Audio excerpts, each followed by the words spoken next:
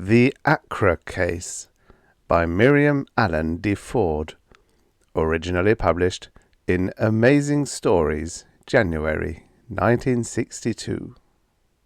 Narrated by Trussel. Deliberate murder being so very rare a crime in our society, an account of any instance of it must attract the attention not only of criminologists, but also of the general public. Very many of my auditors must remember the Akkra case well, since it occurred only last year. This, however, is the first attempt to set forth the bizarre circumstances hitherto known only to the authorities and to a few specialists. On February 30 last, the body of a young girl was found under the Central Park mobileway in Newyork I. She had been struck on the head with some heavy object which had fractured her skull, and her auburn hair was matted with congealed blood. Two boys, illegally trespassing on one of the old dirt roads in the park itself, stumbled upon the corpse.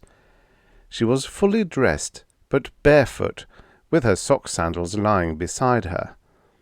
An autopsy showed only one unusual thing. She was a virgin, though she was fully mature. 200 years ago, say, this would have been a case for the homicide branch of the city police. Now, of course, there are no city police, all local law enforcement being in the hands of the federal government, with higher supervision and appeal to the Interpol. And since there has been no reported murder, except in Africa and China, where this crime has not yet been entirely eradicated, for at least 20 years, Fedpol naturally has no specialists in homicide. Investigation, therefore, was up to the General Branch in New York Complex 1. The murderer had stupidly broken off the welded serial number disc from her wristlet, stupidly, because of course everybody's fingerprints and retinal pattern are on file with Interpol from birth. It was soon discovered that the victim was one Madeline Akkra, born in New York I, of mixed Irish, Siamese, and Swedish descent, aged 18 years and 7 months. Since it is against the law for any minor under 25 to be gainfully employed, and there was no record of any exemption permit, she had necessarily to be a student. She was found to be studying spaceship maintenance at Upper New York Combined Technicum. People who deride Fedpol and call it a useless anachronism don't know what they're talking about. It is true that in our society criminal tendencies are understood to be a disease, amenable to treatment, not a free will demonstration of antisocial proclivities. But it is also true that every member of Fedpol, down to the merest rookie policeman, is a trained specialist in some field, and that most of its officers are graduate psychiatrists. As soon as Madeline Akkra's identity was determined, it was easy to find out everything about her. The circumstances surrounding her in life were sufficiently odd in themselves. Her mother was dead, but she lived with her own father and full younger sister in a small, only 20 stories and 80 living units, cooperative apartment house in the old district formerly called Westchester, once an exclusive settlement, but now considerably run down, and populated for the most part by low-income families. Few of the residents had more than one helicopter per family, and many of them had to commute to their jobs or schools by public copter. The building where the Akkras lived was shabby, its chrome and plastic well worn, and showed the effects of a negligent local upkeep system. The Akkras even prepared and ate some of their meals in their own quarters, an almost unheard-of anachronism. The father had served his 20 years of productive labor from 25 to 45, and the whole family was therefore supported by public funds of one sort or another. When the Fedpol officers commenced their investigation by interviewing this man, they found him one of the worst social throwbacks discovered in many years. doubtless a prime reason for the bizarre misfortune which had overtaken his misguided daughter. To begin with, the investigators wanted to know, why had he not reported his daughter missing? To this, Paul Akkra made the astonishing reply that the girl was old enough to know her own business, and that he had never asked any questions as to what she did. Everyone knows it is every adult's responsibility to report any deviation by the young more serious than the mischievous trespassing by the boys who had found Madeleine Akkra's body, and who at least had gone to Fedpol at once. The officers could get no lead whatever from the girl's father. To find the murderer, it was of first importance to establish the background of this strange case.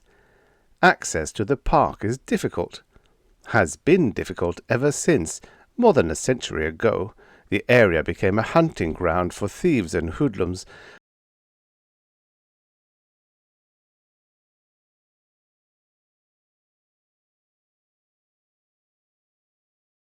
and was transformed into a cultivated forest and garden preserved for aesthetic reasons, and to be viewed only from the mobile ways above.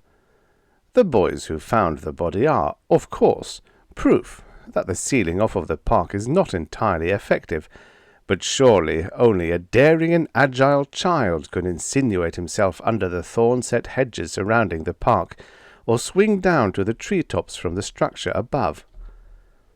If the victim had been killed elsewhere, how was her body carried to the spot where it was found? Both murderer and corpse would have had to penetrate unobserved into an almost impenetrable area.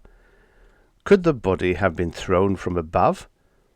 But if so, how could the remains of a full-grown girl have been transported from either a ground car or a copter onto the crowded mobileway, brightly lighted all night long? She must have gone there alive, either under duress or of her own accord.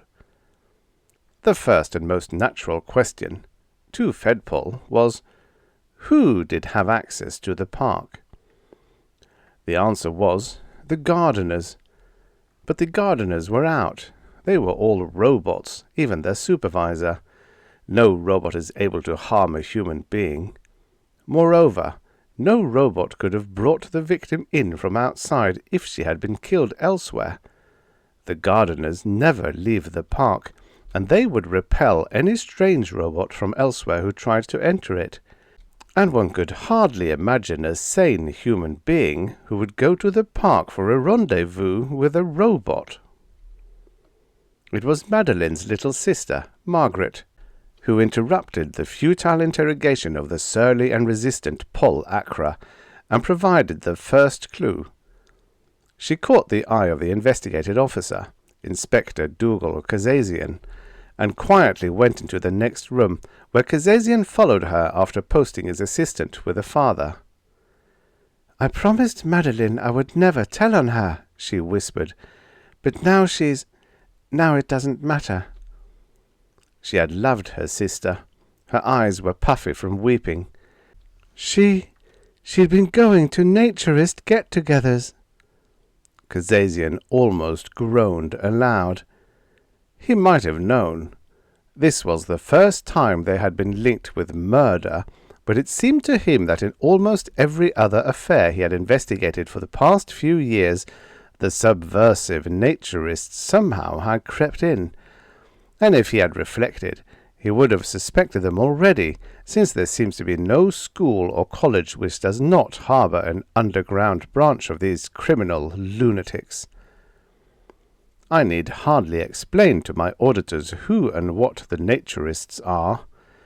But to keep the record complete, let me say briefly that this pernicious worldwide conspiracy, founded 50 years ago by the notorious Ali Chaim Pertinuzzi, is engaged in an organized campaign to tear down all the marvelous technical achievements of our civilization.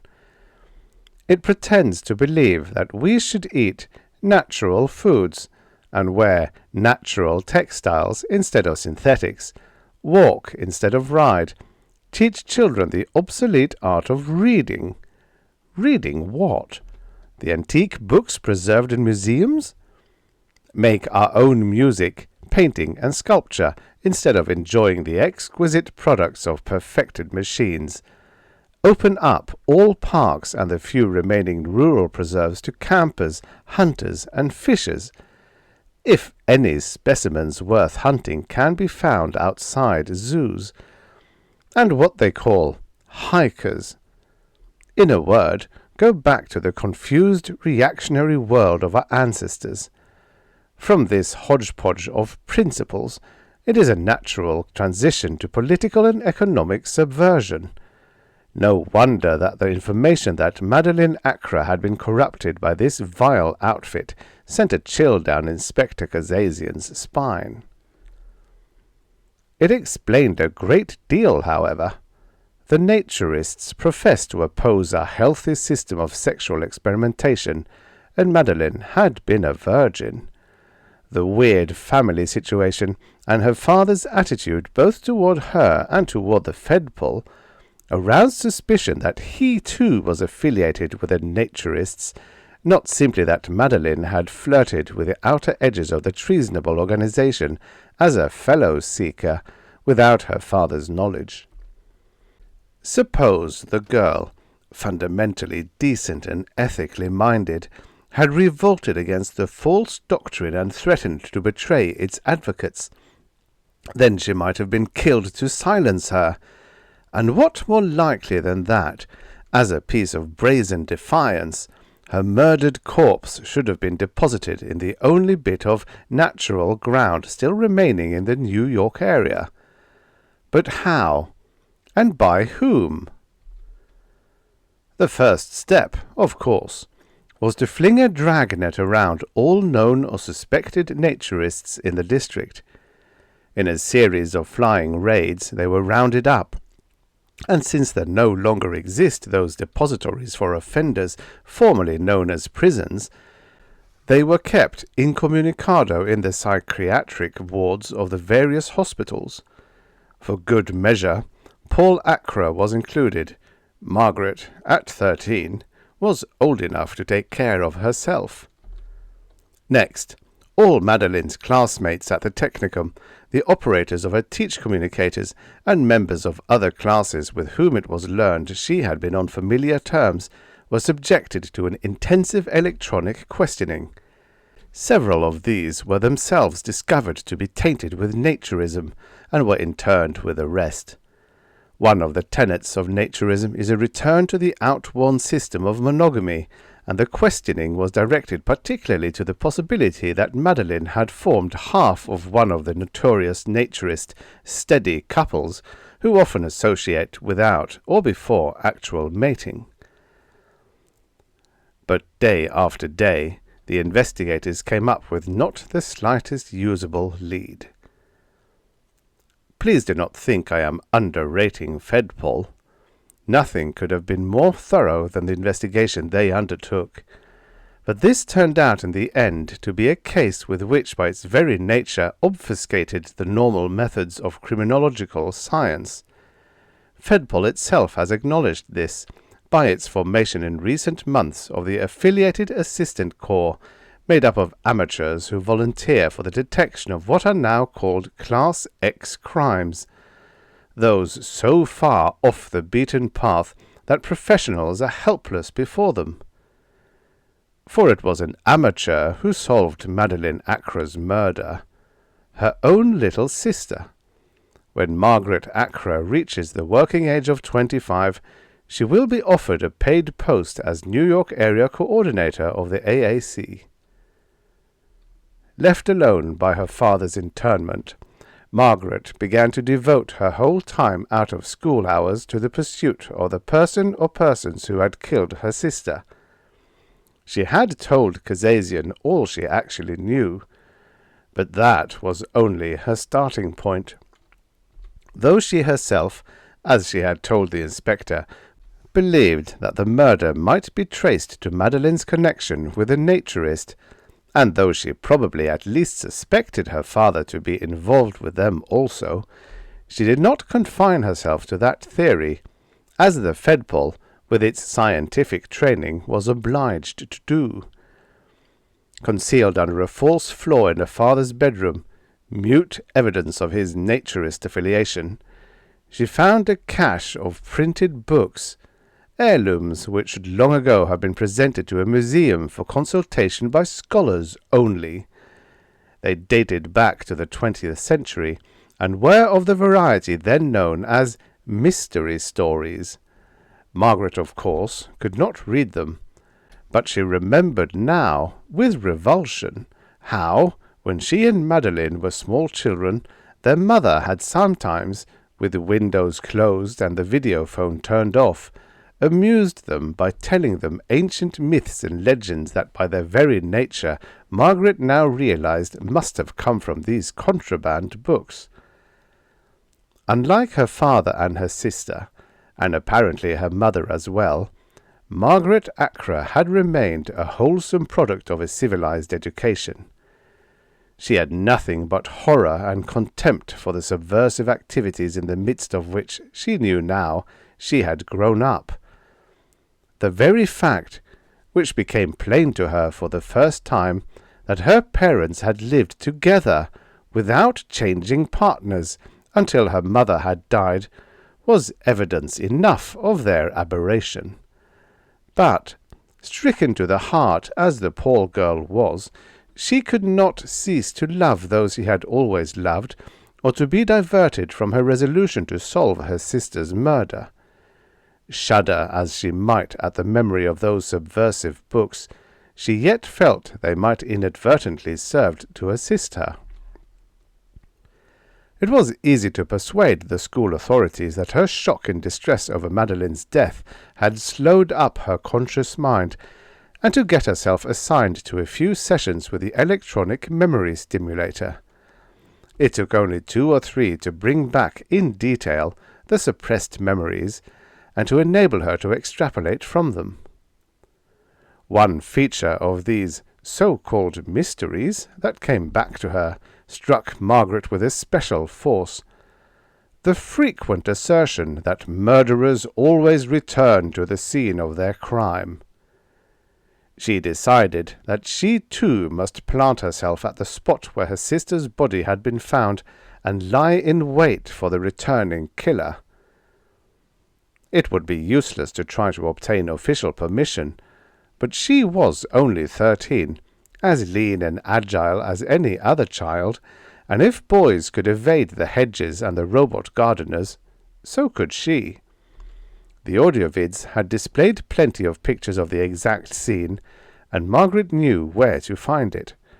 But an inspection of the hedges showed her that it would be easier for her to get in from above, at night, a likelier time also for her prey.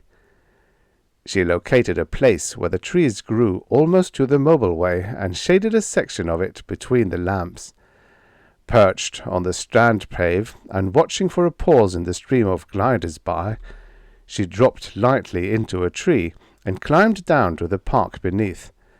Hiding from the gardeners, she made her way to the bushes where the boys had discovered Madeline. For nearly a week, fortified by sleep-number pills, Margaret spent every moment after dark in this hideaway. It was a long, nerve-wracking vigil. The close contact with leaves and grass, the sound of the wind in the trees, the unaccustomed darkness away from the lights above, the frightening approach of wild squirrels and rabbits and even birds, the necessity to stay concealed from passing robots, kept her on edge. But stubbornly she persisted, and at last she was rewarded. It was not late, only about 20 o'clock, when she heard a scramble and bump not far from her own means of access to the park. It was not the first time since her watch began that she had heard other adventurers, invariably small and rather scared boys who dared one another to walk for a few feet along the dirt paths, then in a panic rushed back the way they had come.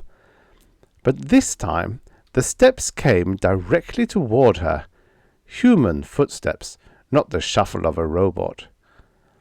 Hidden behind a bush, Margaret saw them approach, 2 boys of about her own age. And then, with a sickening lurch of her heart, she recognized them. She had seen them, acclaimed as heroes, on the video screen. They were the two who had found Madeline. She could hear every word they said. "Come on," one of them urged in a hoarse whisper. "There's nothing to be afraid of." "Yes, there is," the other objected. "Ever since then, they've got the gardeners wired to describe and report anybody they find inside the park." "I don't care. We've got to find it. Give me the beamer." Margaret crouched behind the thickest part of the shrubbery, her infrared camera at the alert. The tape attachment was already activated. The second boy still held back. "I told you then," he muttered, "that we shouldn't have reported it at all. We should have got out of here and never said a word to anyone." "We couldn't," the first boy said, shocked. "It would have been antisocial. Haven't you ever learned anything in school?" "Well, it's antisocial to kill somebody too, isn't it?" Margaret pressed the button on the camera.